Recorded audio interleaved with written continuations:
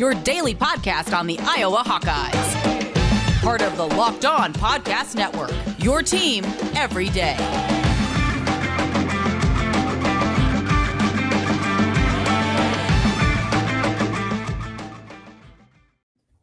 Welcome back, y'all, to an awesome episode we have coming at you right now. We have the Locked On Hawkeyes podcast and the Locked On Nittany Lions podcast doing a crossover episode in anticipation for this big-time matchup, two top five teams taking place this weekend. It is going to be a lot of fun, and we've got you covered here. For Locked On Hawkeyes and Locked On Nittany Lions, we want to thank you for making us your first listen every single day, wherever you get your podcast at, Monday through Friday, free, also on YouTube as well. Kevin, you are just recently added to the YouTube platform, so lots of fun there. You can catch us wherever you get podcasts and YouTube channels at. As always, if you're a Hawkeye fan, you are listening to Andrew Wade, the Locked On Hawkeyes. If you are a Penn State fan, you are listening to Kevin McGuire of the Locked On Nittany Lions. And if you are a fan of neither of those teams, we appreciate you being here regardless. Kevin, my man, how are you doing today, buddy? Man, I'm so excited. I know going into the season, I know when we were looking at future crossover episodes, I knew that I was going to get a chance to work with you, and I always enjoy getting a chance to do something with you. And just the fact that we have such a major game on our hands, I'll be honest, I didn't see this one coming when the season started, but the way that this season has been going, Penn State and Iowa have avoided the mines so far.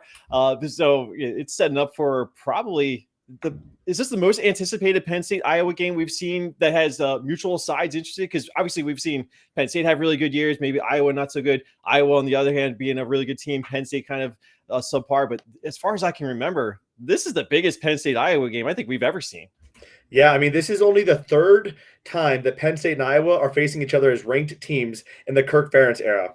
So, I mean, and Kirk's been there for, a century. He's been there a while. Yeah. So, I mean, it's a big time matchup, and I completely agree, man. I always enjoy talking to you. Always enjoy talking about Iowa and Penn State football, man. It is going to be quite a weekend. And I agree. When we looked at the schedule coming up, Iowa had, Indiana. They had Iowa State. Those were going to be tough matchups. And they also have Maryland, a team that was, people were kind of seeing as maybe a good team after they got to a 4-0 start. Penn State, on the other hand, they get Wisconsin on the road. Never an easy thing. I don't care if Graham Mertz is the worst quarterback in the NCAA. Wisconsin on the road is not an easy thing to do. And then you also get Auburn. You get an SEC team. And then you finally get to Iowa. Wow, we made it, man. We are undefeated coming into this stretch, and we're going to talk about all of that on the show today. We're going to be breaking down what we expect from each side of the table and also giving you our predictions, which I'll be very interested to hear your prediction. I've been going back and forth on this, man. What I'm trying to do is temper my expectations, because I just don't want to be – I believe in Iowa. I really do think we should be able to win this game. But God forbid, I had too many memories of Iowa just barely losing to Penn State. I have PTSD. I know they won last year, but I'm trying to mentally prepare myself. How are you feeling going into this weekend? I think we're kind of approaching this game with the same amount of energy and enthusiasm, but also like the little bit of nervousness in the back of your head, because that there have been a couple more lopsided games in this series, but there have been some tight ones. Yeah. And this could very well be one. With the way that these two teams are playing defense right now, I'm not expecting a whole lot of points to be scored. Again, I know we're going to go all over this, but, my first impression is, which offense is going to mess up more? Because I feel like that's going to be the big tipping point here, because these defenses are both legit. And, just having seen as much of Iowa as I have seen, I haven't watched every game, I'll be honest, but, I've seen a couple of their games and they've looked really good every time I'm tuning in. They're always picking off a pass and making something happen out of it. So it's got to worry me. And, I know Penn State has had a little bit of a run of, fortunate wins in Kinnick Stadium. But this is going to be tough. This is going to be a really tough one. And, I feel like you, I feel like Penn State has every opportunity to come out of this game with a win, but they're going to have to earn it. That's as far as I'm concerned. Whoever comes out of this one is certainly going to have to earn it. Absolutely. And you mentioned the fact that Penn State has come in and won some very close games. There's also been some close games that Iowa has taken care of in the early 2000s as well. One of the things I've noticed, though, about when Iowa plays Penn State is the playmakers. It's one or two individuals. I think all across the board, the teams look relatively evenly matched when they're on the field, but it's one or two guys that just absolutely annihilate the Hawkeyes. It's Saquon Barkley. It's Miles Sanders. It's Trace McSorley. Hell, 2 years ago, it was Sean Clifford. I thought the way he moved with his legs was impressive alongside KJ Hamler. So who is that guy for Penn State this year? Who is the guy to be worried about offensively that could, put Iowa in a unique and precarious position. Well, Sean Clifford's still there, so you got to deal with him, and he's been playing pretty well so far. Jahan Dotson is the number one wide receiver, but I'll tell you, the guy that's really been kind of coming into his own has been Parker Washington, who is Penn State's second leading receiver last year. I think he's taking some steps forward this year. He's a nice little streaky guy, so I mean, he has been showing off some speed too. So I mean, I know you've got bad memories of KJ Hamler. He's not KJ Hamler fast, but when he gets a chance to race past some defenders, he has been taking advantage of it. So I feel as though that's certainly a guy to keep an eye on. If you're looking for a tight end, though, I think Penn State's been doing pretty well at getting their tight ends involved more recently. Theo Johnson, I think, is the tight end to really keeping a real close eye on, because I feel like he's got the strength, he's got the hands, and he can make some plays happen too. So just a couple names to keep in mind on there. Yeah, I mean, Theo Johnson is a guy Iowa fans are very familiar with, a guy we thought we could probably get in recruiting, and yet he chooses Penn State, so that'll be interesting. I was curious about that because coming into this game, it doesn't look like the tight ends have been involved as much, but it sounds like they're getting closer there. Parker Washington, 25 receptions, 331 yards. He is going to be matching up with Iowa's Dane Belton, who is our cash player, kind of a corner safety hybrid, also playing some run support as well. That'll be really interesting to see how Dane Belton handles that. We've seen him do pretty well in coverage to this point, but seeing a speedy guy like Parker Washington out of the slot is not really something that he's seen to this point. So that'll definitely be interesting for me as we go into this game. Oh, absolutely. I mean, there's so many good matchups, especially with what Penn State's wide receivers have been starting to do going up against this secondary. I've already mentioned, this Iowa secondary, every time I'm tuning into a game, they're picking off a pass, leading the nation, right? Into 12 interceptions now. I know half of them came against Maryland, but still, I mean, they count for something. And I think coming into this game, with the way that Sean Clifford has been playing, he's cut down on his self-inflicted wounds and errors like he was plagued by last season. That's one of the reasons he ended up getting benched. He's not making those same mistakes. So, third year starter, that has something to do with it. Just, kind of growing a little bit, maturing from those experiences last year, I think has something to do with it. And just, finding a way to get in rhythm with his receivers and his tight ends, I think has a lot to do with it too. And Penn State has needed that because they haven't been able to run the football. So I think if you're Iowa, certainly you feel pretty good about the chances of making something happen with that pass defense, because who knows what's going to happen with the running game. Yeah. So what has been going on with that rushing attack? Because when you look at it, Noah Cain, I thought was supposed to be the guy. I think it was even a year or two ago. It's still not really taking that step forward. You did have some progress, it looks like, this past week against Indiana with some of your running backs. But when you listen to James Franklin's press conference, it sounds like they're still rotating three guys in, and Sean Clifford is your second leading rusher, only 2 yards behind. I believe it's Noah Cain as your number one. That's not exactly what you want to have. Now, Sean Clifford, what he can do with his legs scares the living heck out of me, but you don't want him to be the number two guy.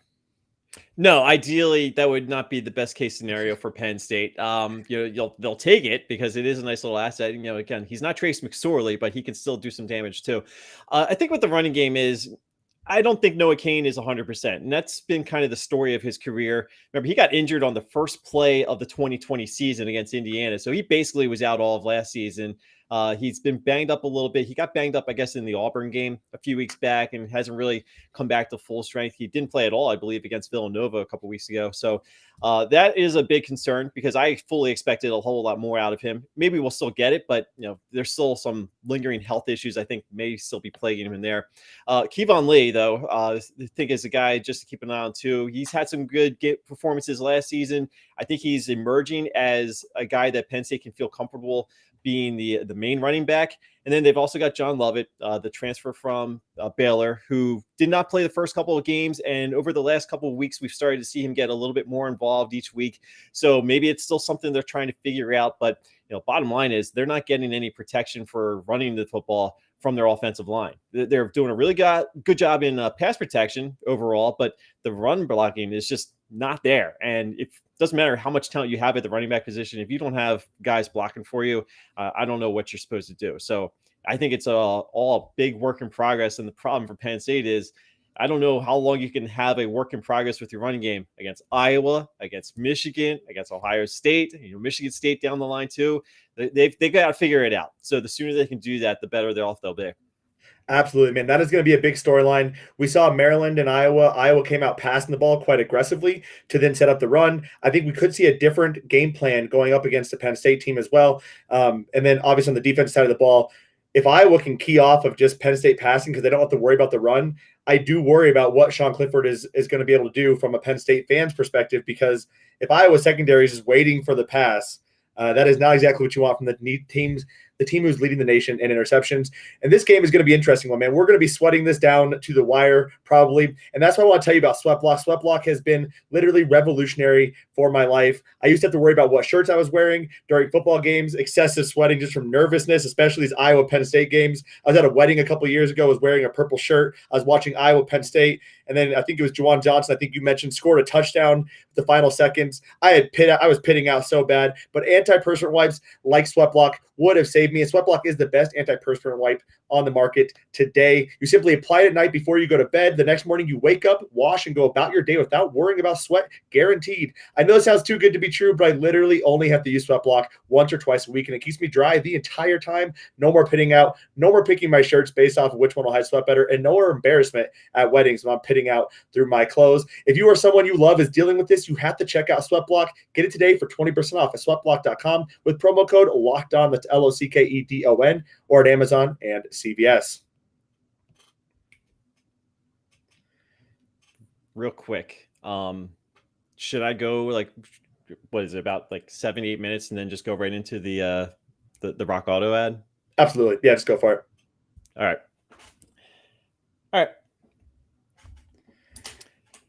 All right, so this is the crossover edition of Locked On Nittany Lions. I'm Kevin McGuire, of course, here with my pal Andrew Wade from Locked On Hawkeyes. We're breaking down the game of the year in the Big Ten. I know it's still early in the season, but I mean, that is the kind of magnitude we have. So we thank you guys for making Locked On Nittany Lions and Locked On Hawkeyes your first listen of the day here on the Locked On Podcast Network. Whether you're listening to us in audio form or checking us out on YouTube, we definitely appreciate you guys coming in, seeing what we have to say about the game. And Andrew, we've got a lot to say about the game. We're just getting started, right? I feel like we are. I mean, there is so much to cover with this game, and we haven't even talked anything about your questions at all. I've been basically dominating it. So what do you have? What are your concerns coming into this game? What do you want to know about the Iowa Hawkeyes as they face your number four Penn State? Almost drew a blank there. What is the confidence level in this Iowa offense? Because as much as we talk about the defenses, I haven't seen a whole lot of Iowa this year. So that's why I'm leaning on you here. What is the status of this Iowa offense? Is it as cohesive a unit as you would like to be going into the beginning of October in this kind of a showdown against a team that's going to play defense the way that Penn State is? I got to know. Yeah, I mean, I think with any team, you want to see progression. And what we've seen from Iowa's offense has they have been progressively getting better week in and week out.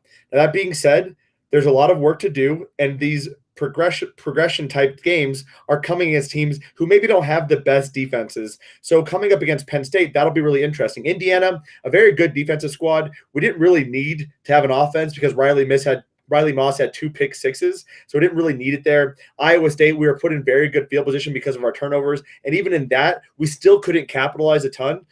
Kent State, not a good passing defense. Colorado State, we struggled against initially, but then really opened up the offense. And against Maryland, I mean, yes, the turnovers were huge. We did a really good job with our play calling. I thought Brian Ferentz called a fantastic game all around.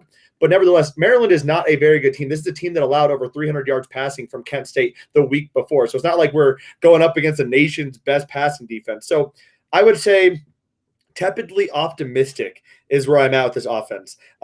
Where we typically have struggled in the past was last year with Spencer Petras, who I was scared crapless every time he threw the ball. This year, it's not Spencer. It's honestly our offensive line.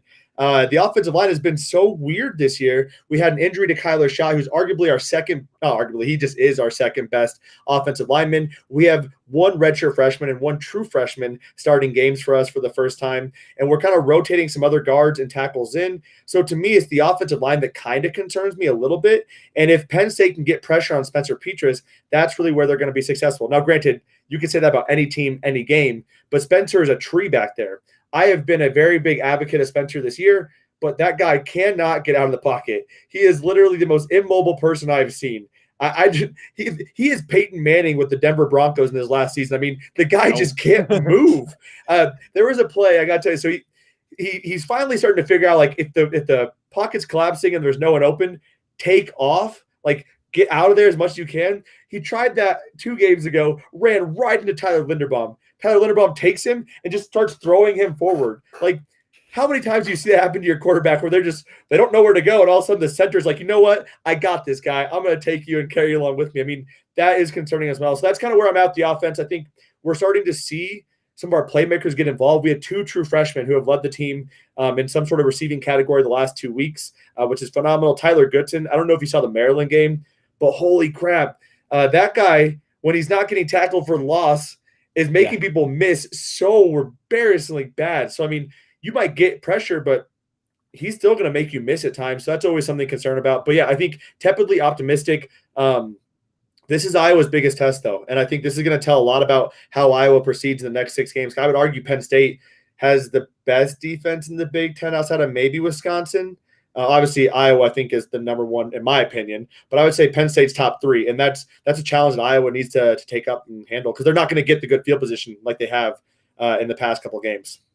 Yeah, I feel like the things that you're saying, the things I've been saying about this game, Penn State and Iowa are coming at this game kind of on a parallel track, right? I mean, there's a lot of strengths that are similar between the two. There's a lot of weaknesses between the two that are shared. One weakness for Penn State that some have been pointing out a little bit of concern in recent weeks is their ability to stop the run. And I know we were on Locked On Big Ten earlier this week. We talked about it a little bit, where Penn State is really struggling against teams that can run the ball really well. Wisconsin and Auburn, just throwing those out there as the 2 biggest running attacks that Penn State has faced. And as far as I'm concerned, I don't know why Auburn didn't run the football more. I don't know why Wisconsin didn't run the football more, especially in hindsight with where Wisconsin is right now. But I feel as though going into this game, Penn State knows that Iowa can run the football, right? And maybe it's not going quite as well as Iowa was hoping it would be at this point, but nonetheless, Iowa's got to be running the football in this game, right? 100%. I mean, when we saw Maryland, they opened it up by the passing game. We do not see Iowa teams, and we talked about this too, the Iowa teams don't open up with the pass. They were like, you know what? We need to pass the ball because they are keying off our run. And then it opened up the running attack. And even then, people are still getting pressure in the backfield against Tyler Goodson. We just saw Tyler Goodson look like LaShawn McCoy for a little bit and have just a phenomenal game in that regards. So, yeah, I would agree. I mean, I think Iowa's plan in here has to be run the ball for a couple reasons. That's a weakness for Penn State. We saw the success that Wisconsin had running the ball, despite the fact they have a quarterback who literally can't throw the ball, it seems like, anymore. Auburn, Bo Nix is not a guy who impresses me a lot. So whatever there. We saw success from both those teams running the ball. The biggest thing, though, is Iowa knows coming into Penn State, and Kirk's talked about this before, you have to control the time of possession against a team like Penn State. You need to wear down that defense. You're going to win the game in the 4th quarter. You're not winning the game in the 1st quarter. You want to wear that team down, and that starts with the running game. So that's what really I'm very interested to see how that all plays out against Penn State. I think you have to run the ball to be successful in this game. How much does it annoy Iowa fans that this is not a night game? Dude, it pisses me the heck off. I mean, everyone's like, this is literally be the best night game of all time. And I think I'm not kidding. I think if you have a night game at Kinnick, you have to tack on an extra 3 points of an advantage on the spread for Iowa. Like, it is just unfair to go into an unruly Kinnick Stadium where people have been drinking for 10 hours and they are super pumped. Kinnick is one of the best, amazing environments in the country next to Penn State. I think we share that in common. These 2 environments are 2 of the toughest places to play. At night, though, oh my gosh, it is so freaking obnoxious that we have a mid-afternoon game. So stupid. I've said for years that I dread when Penn State has to make a road trip to Iowa because I know the majority of the time it feels like that game's going to be played at night. And we have seen so many night games at Kinnick Stadium where things have happened, not necessarily just against Penn State, but things happen at night games at Kinnick Stadium. So that's why a few years ago when Penn State made their last trip out there, I'm pretty sure it was a night game. That was close. That was a gut wrencher. It really was. Nail biter right to the very end. And I fully expect that we're probably going to see a similar type of a game, even though it's not an officially primetime game. It's still late at mid-afternoon. You still get a little bit of a primetime atmosphere by the time that 4th quarter rolls around. So, man, Andrew, it's going to be quite a scene. I wish I could be there. I know I'm not going to be able to put on the mileage to drive there, but if I were, I would make sure that my car had everything I needed by going to rockauto.com. Rockauto.com, they're a family business. They've been in business for 20 years, serving customers all their auto parts needs, and they do that because they've they treat you like family, and they make this as smooth a painless a transaction process as possible. Because Andrew, nobody likes buying stuff for their car, right? Nobody likes going to the store. The comfort of doing it at home, just going to rockauto.com, entering the make and model of your car. You find all the parts that they have available for you, and they're giving you the best prices available as well. It doesn't matter if you're a car expert or a car novice like me. I know nothing about the cars except when I'm driving, so it comes in handy for me. And rockauto.com's got affordable prices. They've got everything you need. And of course, it's so convenient to go right on your website or right on your phone and just type in rockauto.com. See all the parts that they have available for your car or your truck or your RV if you're going to do some of that tailgating this weekend.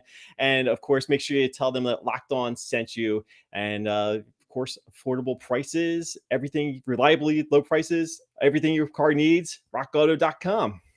That might have been the most beautiful transition I've ever heard. But since you can't drive there, you can, though, bet from Pennsylvania, as I can from Colorado. And we can bet on this game by going to betonline.ag. Betonline.ag is the place to get all of your action, especially for this Iowa football game. The spread has been dropping a little bit. It's been between about -1.5 to -2.5 Iowa. Kevin, how are you going to be betting this game? Just quick rundown so we can know how to bet on betonline.ag. I might take Penn State with the points. I'm still kind of going back and forth on who I'm taking straight up, but I will say this. I think the play here is the under, because I've said before, these defenses are not going to allow the points. So I would seriously make that my pick for this weekend, go with the under.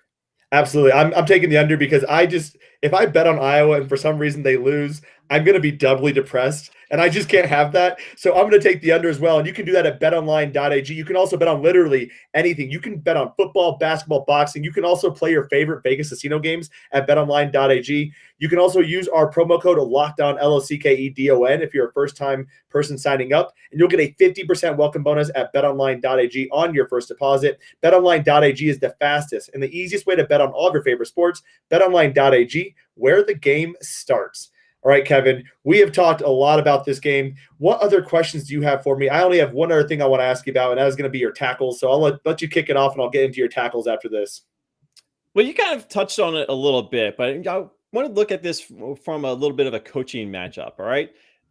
Brian Ferentz, he's been having some success there, kind of rejuvenating the Iowa offense. Again, kind of ups and downs at times, but I feel like he's been a pretty good fit as the offense coordinator. And I'm curious to see what he's going to do against Brent Pry, the defense coordinator here for Penn State, because Brent Pry's been having a pretty solid season. Again, the defense has been leading the way for Penn State. So I'm really intrigued by this particular coaching matchup. I know a lot of people might want to go to Penn State's offense coordinator, Mike Yurcich, against this Iowa defense. I think it's well worth pointing out, but I really am very curious to see what Brian Ferentz is going to have for this Penn State defense.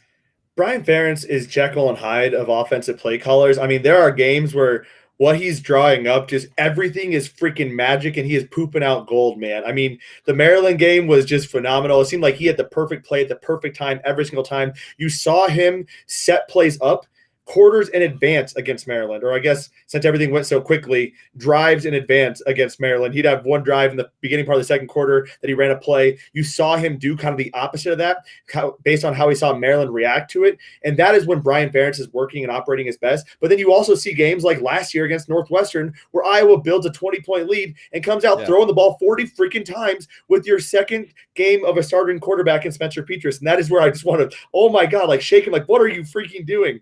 But Brian Ferentz, to this point, I feel like has actually called a pretty good game plan throughout the season. I know some people get really pissed off about certain play calls.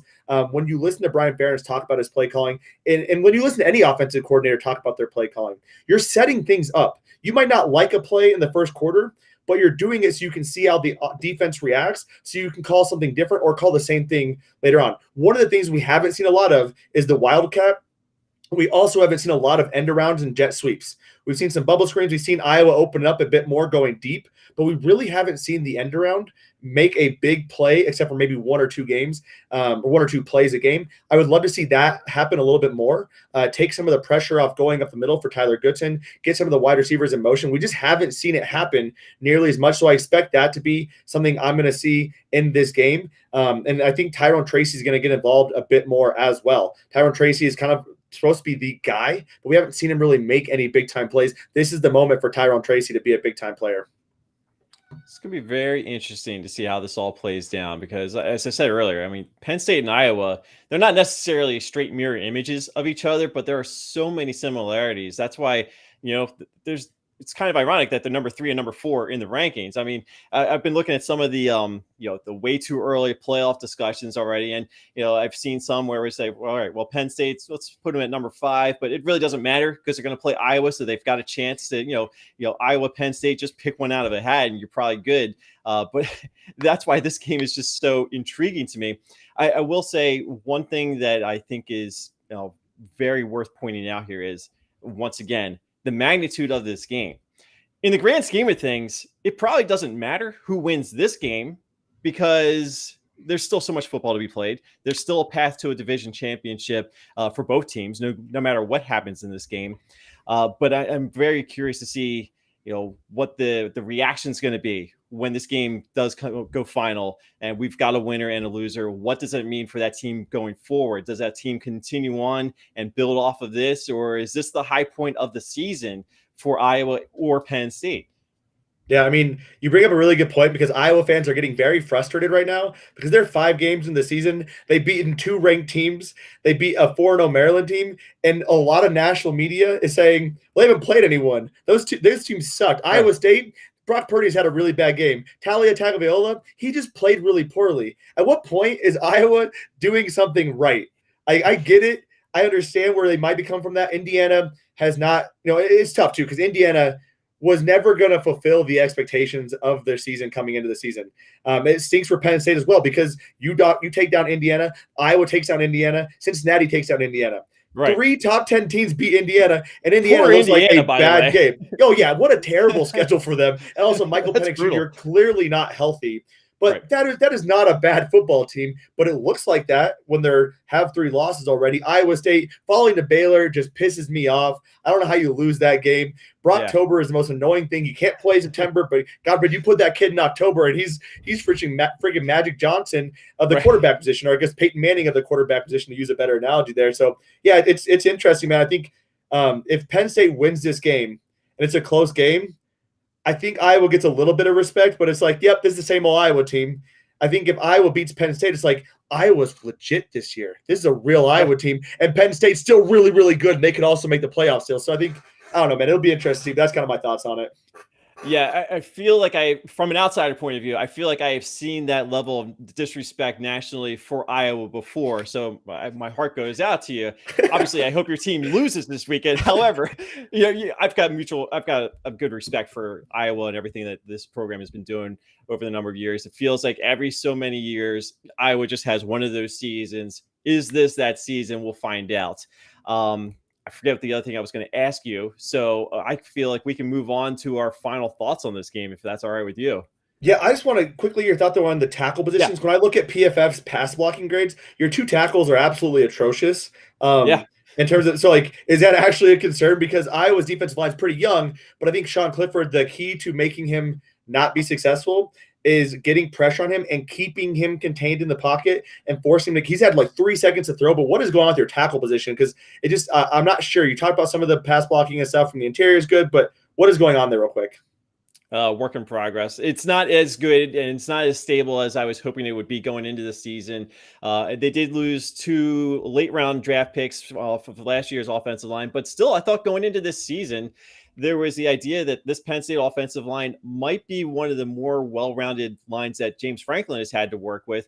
And it's taken some time for Penn State to get caught up on offensive line coming out of the sanctions years ago, but it took that long really to get back on this kind of a level. They've got Rasheed Walker there, who's, supposedly a high draft pick potential going into next year's NFL round, but we'll see. But the offensive line just they're kind of working things out. And again, this is not a team you want to be working things out with the offensive line. So here's hoping they had a good week of practice because it's going to be an uphill battle for them really the rest of the season.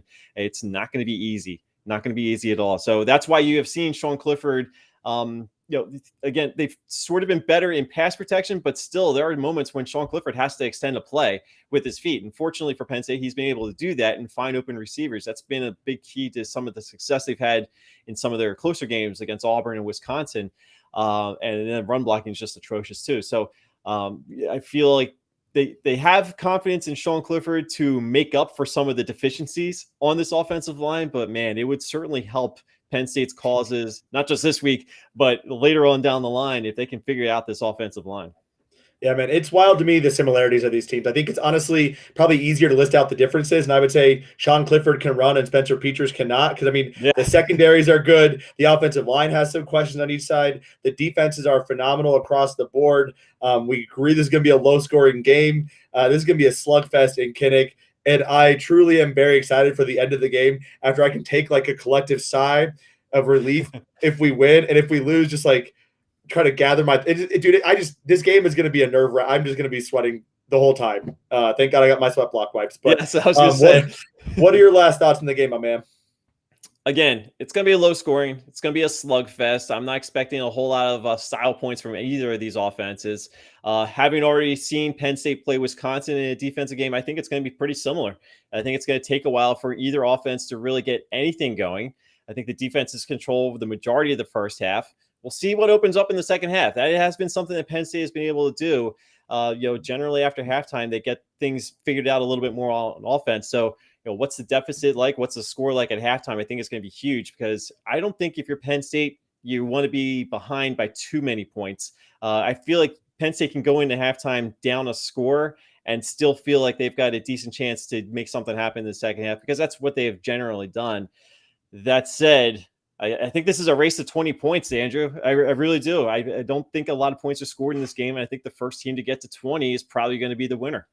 Absolutely. You mentioned the ability to make adjustments in the second half. I want to just quickly caution Iowa fans from being too overreactive to if Penn State does drive down the field and score on the first drive. Phil Parker, our team has struggled the first or second drive typically and stopping teams on their offensive possession. And then he figures things out and all of a sudden the defense locks down and everything is good. People forget Maryland drove down the field with ease early in the game, just hitting crossing routes over the middle all day, deep over the middle all freaking day. And then all of a sudden 6 interceptions and a fumble later and Iowa's cruising home to victory. It's going to be a fun game. Kevin McGuire at Kevin on CFB, Andrew Wade at Wade_Andrew. You can find us both Locked On Hawkeyes podcast wherever you get podcasts at, and the Locked On Nittany Lions wherever you get podcasts at. We are both on YouTube as well. This show is dropping tomorrow. We also can find us on the Locked On Big Ten podcast. Kevin McGuire is there every single Tuesday. I am there sporadically whenever my schedule aligns with Nate's. But Nate Dickinson hosts the Locked On Big Ten podcast wherever you can get podcasts at and on YouTube as well. And he does a phenomenal job breaking down all the storylines across the Big Ten. That will do it for our awesome Thursday crossover episode. We'll have to do this again later, maybe after the game, react to it if we're not too depressed or if I'm not too depressed. If you're not too depressed, we'll figure that out. Thank you all for tuning in, though, and have a fantastic Thursday. And I guess go Hawks for my fans and go Nittany Lions for the – I don't want to say that. That was too dirty. Go Hawks for my fans. Michigan sucks.